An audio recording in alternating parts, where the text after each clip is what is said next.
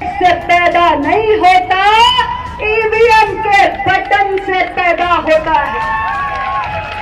EVM से राजा नहीं पैदा होता है, ईवीएम से जनसेवक पैदा होता है, ईवीएम से जनप्रतिनिधि पैदा होता है और उसकी आयु 5 वर्ष की होती है। उत्तर प्रदेश में लोकसभा चुनाव को लेकर 5 चरणों का मतदान हो चुका है।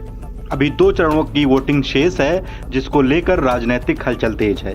अब जिन सीटों पर मतदान होना है वह सभी लोकसभा सीटें पूर्वांचल से आती हैं। लोकसभा चुनाव प्रचार के गहमागहमी के बीच केंद्रीय मंत्री व अपना दल एस प्रमुख अनुप्रिया पटेल द्वारा राजा भैया पर दिए गए बयान को लेकर प्रदेश की राजनीति में भूचाल सा आ गया है। दरअसल अनुप्रिया पटेल ने कौशाम्बी से भाजपा प्रत्याशी विनोद सोनकर के समर्थन में जनसभा को संबोधित करते हुए राजा भैया पर हमला बोला था।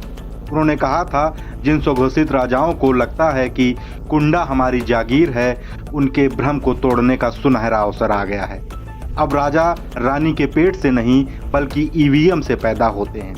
अनुप्रिया पटेल के इस बयान के बाद एनडीए व जनसत्ता दल के बीच राजनीतिक अदावत बढ़ गई है।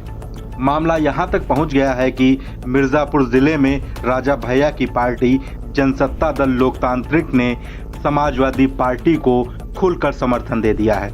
जनसत्ता दल लोकतांत्रिक मिर्जापुर के जिला अध्यक्ष संजू मिश्रा ने अपनी पार्टी का समर्थन पत्र को सौंपा, जिसको लेकर पूर्वांचल में राजनीतिक हलचल तेज हो गई है।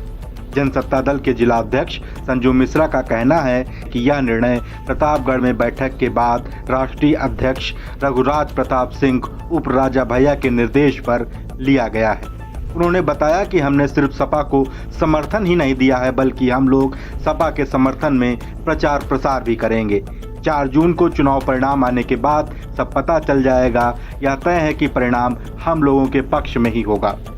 बता दें कि अनुप्रिया पटेल का बयान आने के बाद राजा भैया ने भी अपनी प्रतिक्रिया दी थी। उन्होंने कहा था, राजा रजवाड़े तो कब के खत्म हो गए हैं, ऐसे बयान देने का कोई औचित्य नहीं बनता था। जिसके बाद अनुप्रिया पटेल और राजा भैया के बीच तल्खियां बढ़ी थी, जिसके परिणाम स्वरूप मिर्जापुर में राजा भैया की पार्टी ने खुलकर सपा के प्रत्याशी को समर्थन दिया है। मिर्जापुर लोकसभा क्षेत्र से अपना दल एस की राष्ट्रीय अध्यक्ष व केंद्रीय मंत्री अनुप्रिया पटेल स्वयं चुनाव लड़ रही हैं। यहां अंतिम चरण में 1 जून को मतदान होना है। अब की बार मिर्जापुर के सियासी रण में कुल 10 प्रत्याशी मैदान में हैं।